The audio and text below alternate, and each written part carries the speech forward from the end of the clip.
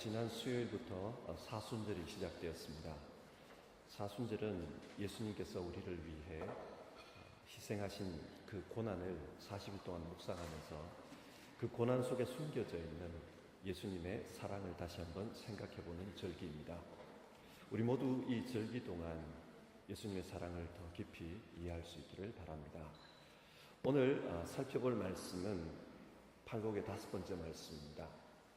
팔복은 예수님이 말씀하시는 하나님 나라가 어떤 곳인지, 그리고 그 나라의 사람들은 또 어떤 사람들인지 그것에 대해 말씀하고 있습니다. 여러분, 하나님 나라의 사람들은 어떤 사람들입니까? 오늘 말씀입니다.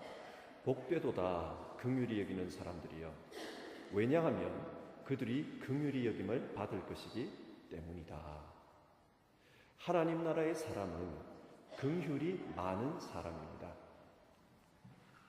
그런데 긍휼이 무엇입니까? 일반적으로 긍휼은 가난한 사람, 어려운 사람을 불쌍히 여겨서 돕는 것을 의미합니다.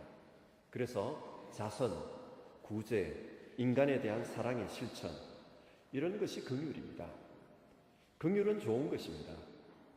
그런데 우리 시대에 누군가를 긍휼히 여기며 사는 것은 쉽지 않습니다. 길을 가다가 우반이나 바노프에서 어려운 사람을 돕는 것은 비교적 간단하고 쉽습니다. 그러나 일상 속에서 지속적으로 긍휼히 여기는 삶을 사는 것은 쉽지가 않습니다. 왜 그렇습니까? 우리가 사는 세상은 경쟁사회입니다. 경쟁사회가 의미하는 것은 내가 살기 위해서는 누군가를 눌러야 한다는 것입니다. 예를 들어 입시를 한번 생각해 봅시다. 요즘 입시가 막바지지요.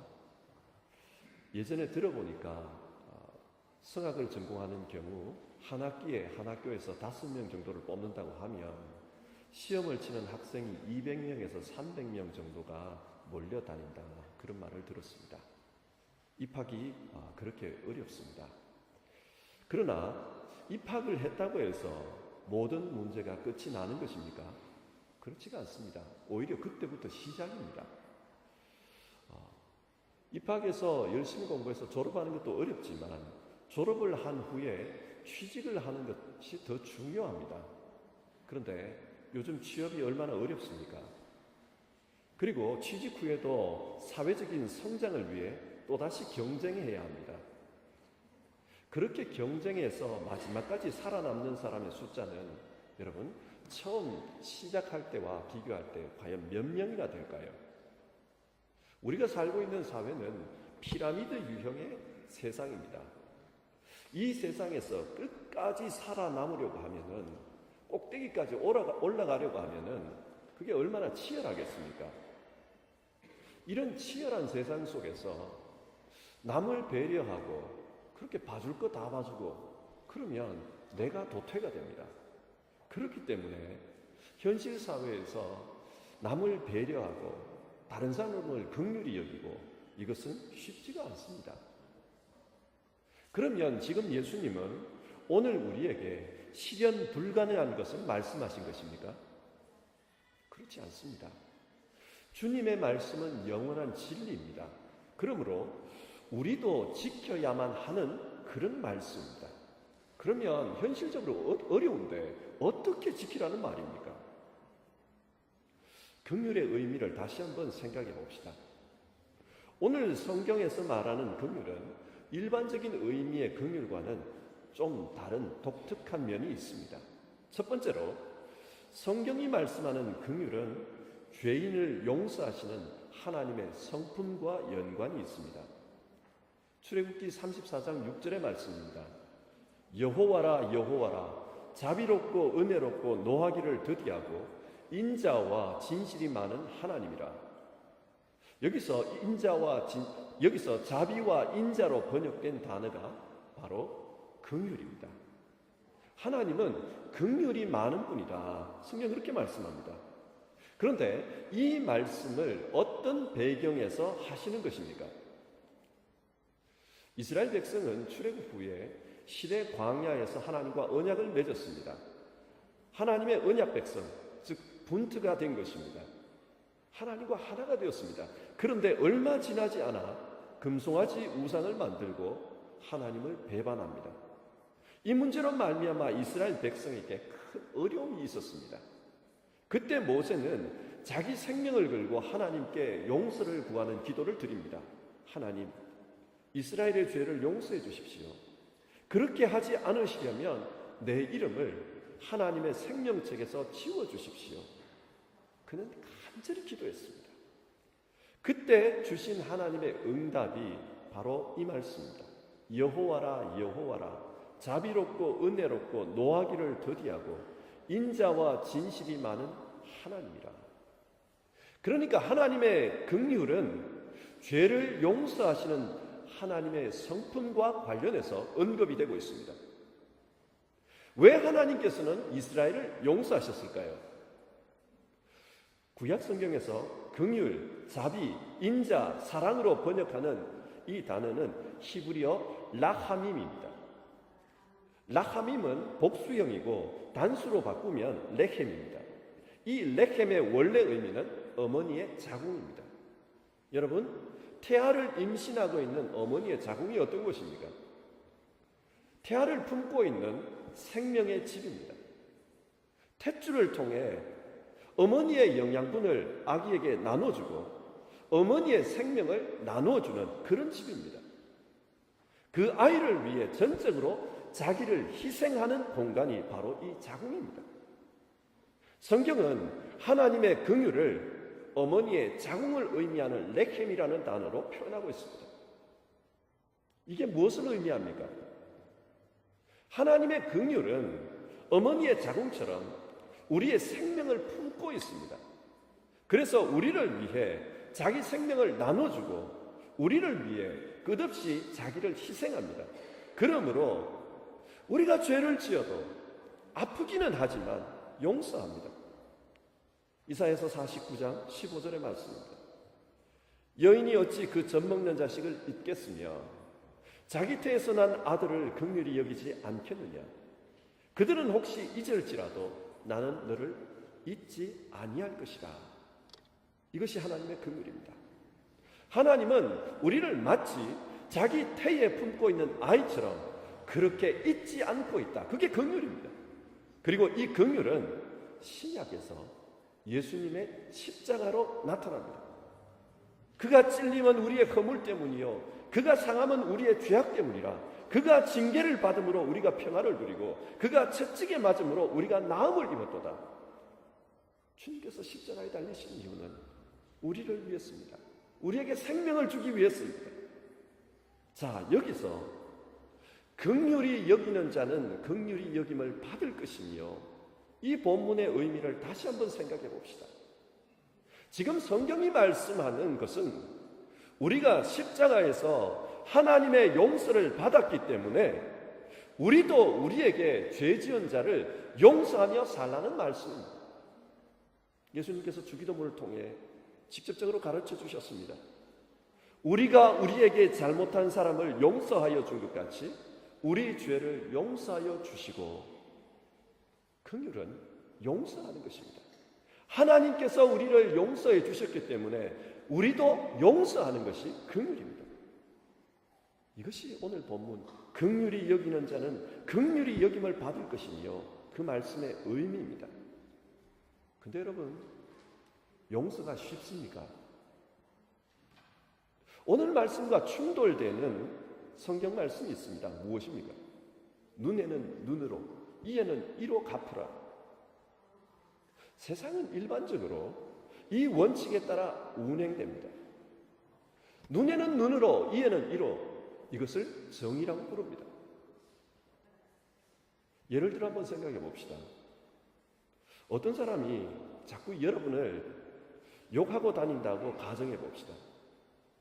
여러분 앞에서는 그런 말을 하지를 않는데 여러분이 없는 데서는 여러분이 한 말을 과장하기도 하고 왜곡하기도 하고 또 덧붙여가지고 여러분을 아주 나쁜 사람으로 만들어버립니다. 그 말을 들으면 진짜 나쁜 사람이에요.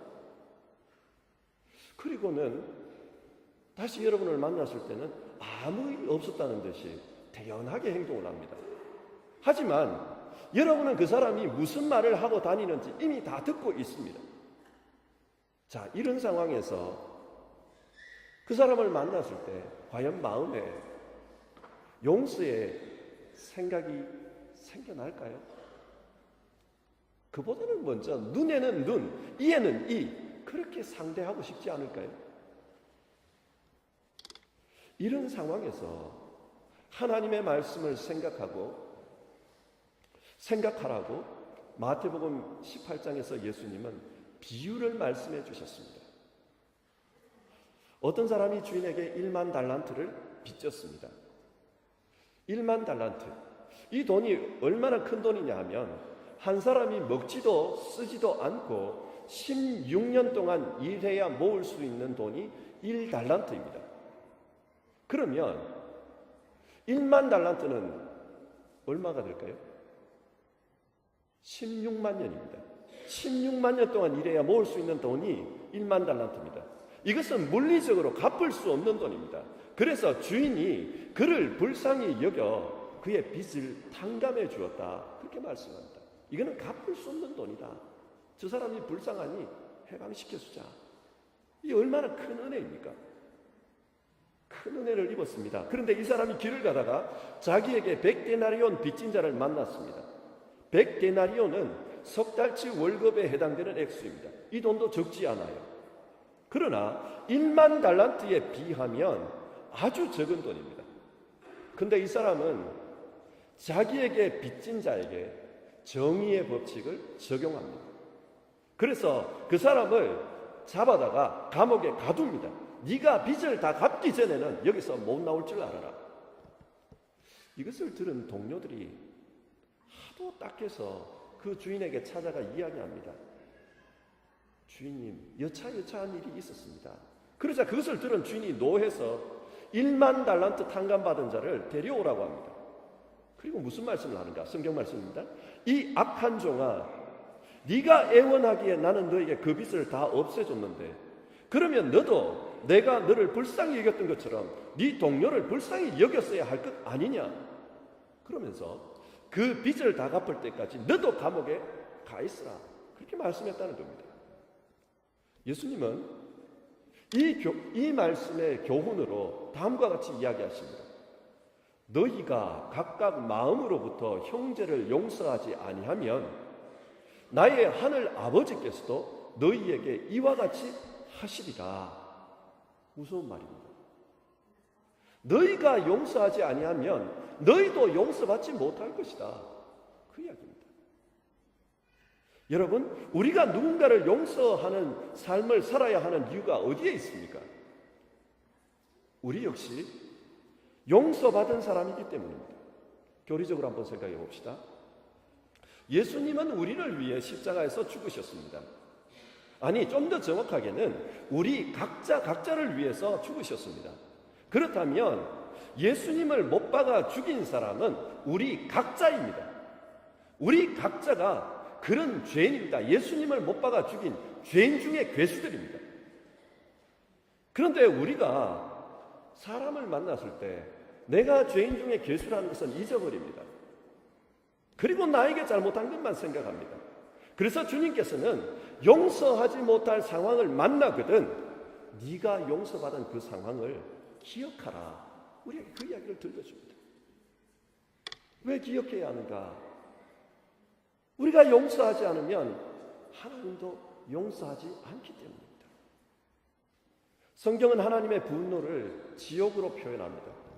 그리고 마가복음 9장 47절은 그 지옥의 상황을 이렇게 묘사합니다. 거기에는 구더기도 죽지 않고 불도 꺼지지 아니하리라. 지옥은 가장 연약한 생물조차도 죽지 않고 영원히 산다는 겁니다. 그리고 불도 영원히 꺼지지 않는다는 것입니다. 무슨 말입니까? 영원히 고통을 당하는 그런 곳이 바로 지옥이다. 그렇게 말씀합니다. 우리는 지금 하나님 앞에서 예배하고 있습니다. 예수님 당시에 가장 예배를 열심히 드렸던 사람이라면 바리새인들일 것입니다. 그런데 그 바리새인들에게 예수님께서 이런 말씀을 하십니다. 너희는 가서 내가 긍휼을 원하고 제사를 원하지 아니하노라 하신 뜻이 무엇인지 배우라. 예수님이 원하신 것은 제사가 아니라 긍휼이라고 합니다. 긍휼이 제사보다 더 중요하다, 그렇게 말씀합니다. 만약 이 자리에 앉아 계시면서 예배를 드리면서 누군가를 향해 분노의 마음을 품고 있고 더러운 생각을 품고 있고 악한 생각을 계속해서 재생산하고 계신다면 그것은 하나님을 모독하는 것입니다. 긍휼히 여기는 자가 긍휼히 여김을 받는다. 우리가 이 말씀을 기억해야 합니다. 성도 여러분, 저도 여러분도 하나님 앞에서는 죄인 중에 괴수입니다. 우리는 그것을 기억해야 합니다. 그리고 그 죄인 중에 괴수를 구원하신 하나님의 은혜로 우리가 여기에 와 있는 겁니다. 그것을 기억하며 1만 달란트 탕감받은 것을 기억하며 100데나리온 빚진 자를 용서하라. 그것이 오늘 말씀 긍휼히 여기는 자는 긍휼히 여김을 받을 것이며 그 의미입니다. 두 번째로 긍휼의 의미를 한번 살펴보겠습니다. 긍휼을 라틴어로는 컴파시온, 즉 영어의 컴패션으로 번역합니다. 무슨 말입니까? come, 함께, passion, 느낀다, to feel, 그런 뜻입니다. 하나님의 긍휼은 고통을 함께 느끼는 것입니다. 앞에서 하나님의 긍휼이 어머니의 자궁과 연관이 있다고 했는데 태아가 발길질을 하면 어머니는 그것을 그대로 느낍니다. 함께 느끼는 컴패션이죠. 그리고 아기가 태어나서 아직 말을 못할 때라고 한번 가정해 봅시다. 어디가 아픈지는 모르겠는데 밤새도록 우웁니다. 이렇게도 해보고 저렇게도 해보는데 계속 우웁니다. 좀 노련한 엄마들은 그렇지 않은데 초보 엄마들은 같이 울었다는 이야기를 여러 번 들었어요. 아기가 울면은 밤새도록 같이 웁니다. 방법이 없습니다. 여러분, 왜 울까요? 그 애의 고통이 그대로 자기에게 느껴지기 때문입니다. 컴패션. 이게 긍휼입니다. 하나님 역시 마찬가지입니다. 그래서 하나님의 긍휼이 가장 잘 나타난 것은 예수님의 삶입니다. 하나님은 우리와 같이 느끼기 위해 자기를 비워 인간이 되셨습니다. 그리고 우리가 있는 이 자리, 아니 더 낮은 자리로 내려오셔서 십자가를 지셨습니다. 에베소서 2장 4절에서 7절의 말씀입니다. 긍휼이 풍성하신 하나님이 우리를 사랑하신 그 큰 사랑으로 인하여 허물로 죽은 우리를 그리스도와 함께 살리셨고 또 함께 일으키사 그리스도 예수 안에서 함께 하늘에 앉히시니 이는 그리스도 예수 안에서 우리에게 자비하심으로 그 은혜의 지극히 풍성함을 오는 여러 세대에 나타내려 하십니다. 긍휼이 풍성하신 하나님이, 여러분 긍휼이 풍성하신 하나님이 어떻게 하셨습니까? 이 문장에 보면 함께라는 단어가 아주 자주 나옵니다. 하나님은 예수님을 통해 우리와 함께 계시기를 원하셨습니다. 그래서 예수와 함께 살리셨고 함께 일으키셨고 함께 하늘에 앉히셨습니다. 하나님의 자비가 뭐라고요? 함께 느끼는 것, 컴패션입니다. 하나님의 긍휼은 함께 죽고 함께 살고 함께 영원히 하늘나라에 있으면서 우리와 함께 공감하시기를 원하십니다. 히브리서 4장 15절 말씀입니다. 우리에게 있는 대제사장은 우리의 연약함을 동정하지 못하실 리가 아니요 모든 일에 우리와 똑같이 시험을 받으신 이로되 죄는 없으시니라. 우리의 제사장 예수 그리스도는 우리와 함께 고난을 당하셨습니다. 모든 것을 똑같이 겪으셨습니다. 왜 그러셨습니까? 그가 가지고 있는 컴패션, 긍휼 때문입니다. 그렇기 때문에 예수님은 우리를 능히 도와주실 수 있다. 성경은 증언합니다. 히브리서 2장 18절 말씀입니다. 그가 시험을 받아 고난을 당하셨은즉 시험 받는 자들을 능히 도우실 수 있느니라. 주님께서 직접 경험하셨기 때문에 도우실 수 있다는 겁니다. 우리 교우님들 가운데도 크게 아프신 분들이 많이 계셨습니다. 옆에 사람들이 위로의 말을 전합니다.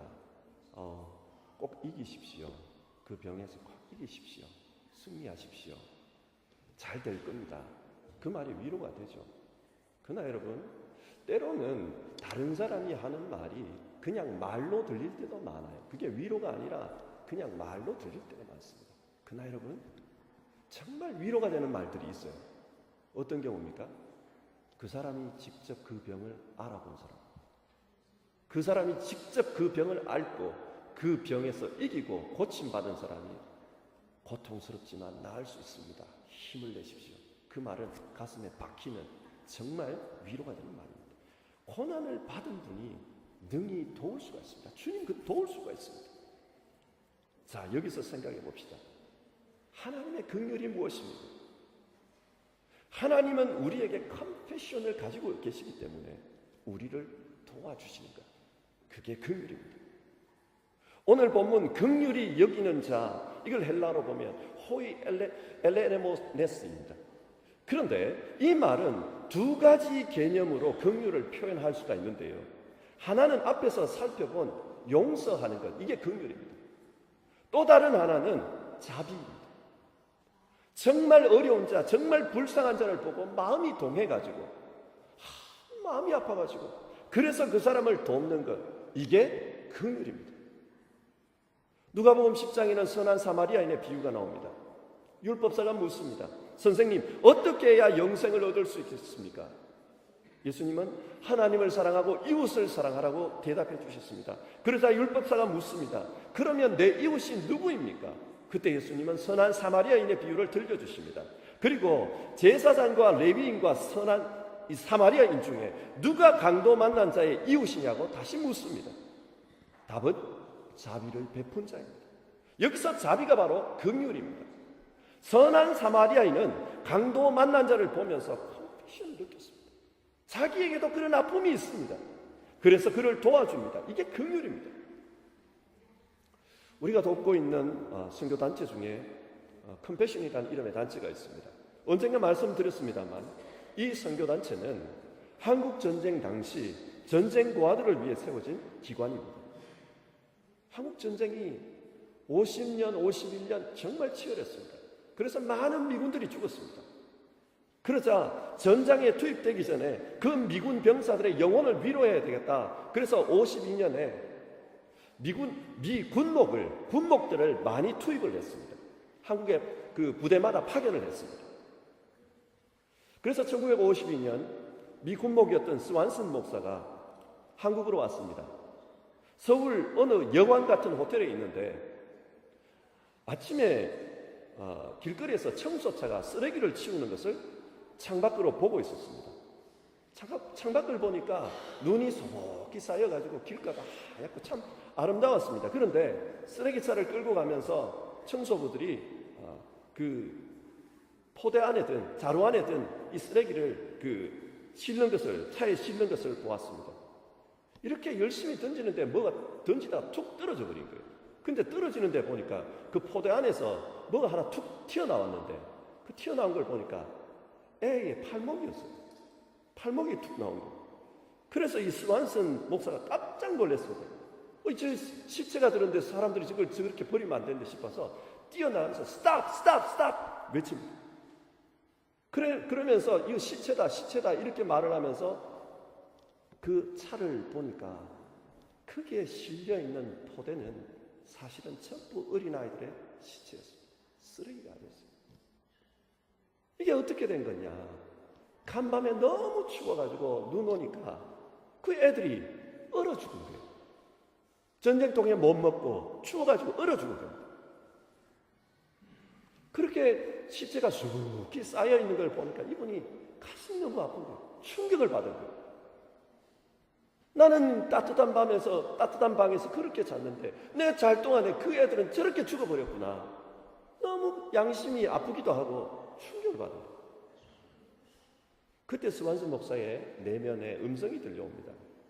너는 이것을 보았는데 앞으로 어떻게 살 것인가? 그 음성이 들려옵니다. 그래서 스완슨 목사는 미국으로 돌아간 이후에 사람들에게 한국을 돕자고 설교를 합니다.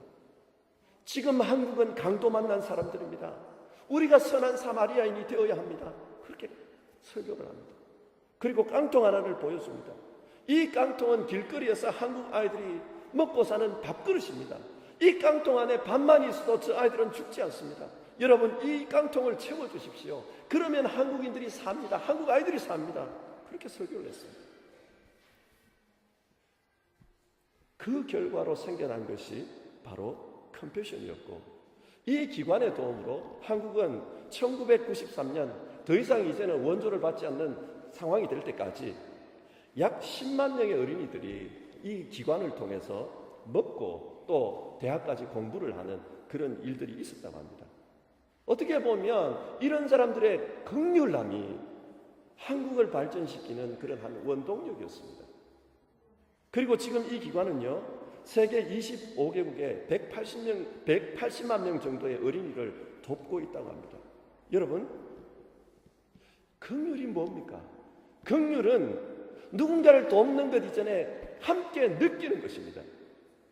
내가 그 고통을 알기 때문에 느끼는 것입니다. 신명기 10장 19절의 말씀입니다. 너희는 나그네를 사랑하라. 전에 너희도 애굽 땅에서 나그네 되었습니다. 모세는 가나안 입성을 앞둔 이스라엘 백성에게 가나안 땅에 들어가거든 연약한 자 나그네를 사랑하라, 그렇게 설교했습니다. 그 이유는 이집트 땅에서 너희 역시 나그네였기 때문이다. 그 나그네의 서름과 고난을 너희도 알지 않느냐? 나그네였던 자만이 나그네를 도울 수 있다. 나그네를 도우라. 우리 교회 분들 중에도 여러분들이 이런 도움의 행위를 하시는 것을 이미 알고 있습니다.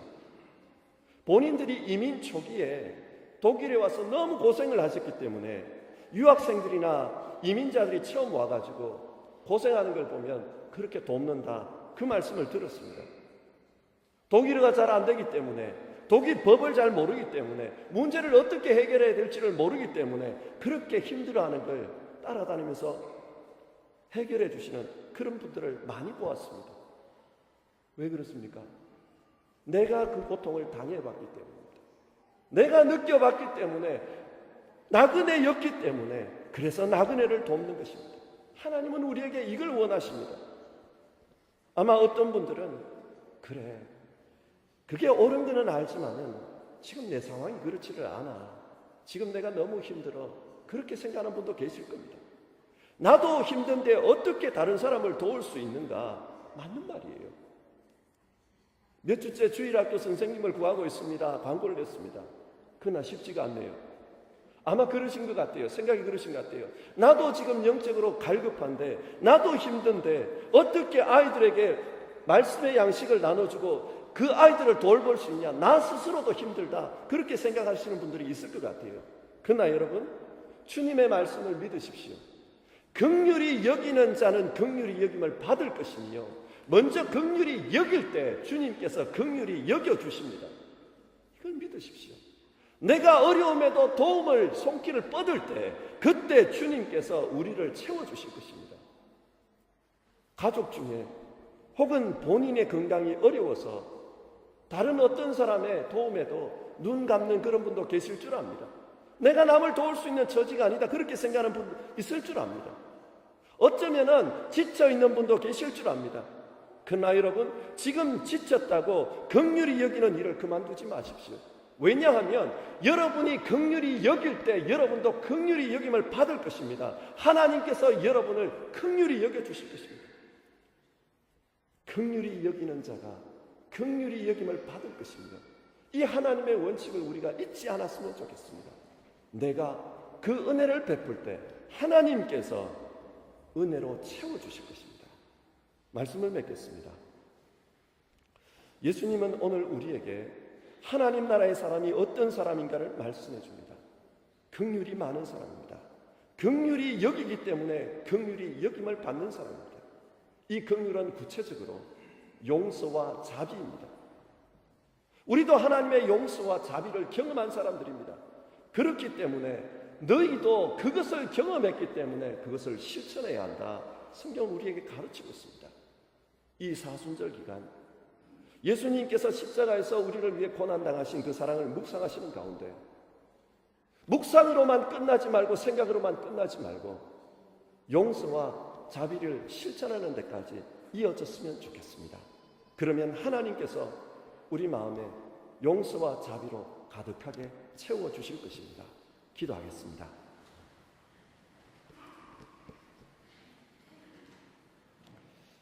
하나님, 긍휼히 여기는 자는 긍휼히 여김을 받을 것이다. 주님의 말씀을 살펴보았습니다. 주님의 사랑을 생각하는 이 사순절 기간, 우리가 받은 용서와 자비를 생각하게 하옵소서. 그리고 우리 역시 용서하고 또 자비를 베푸며 살게 하옵소서.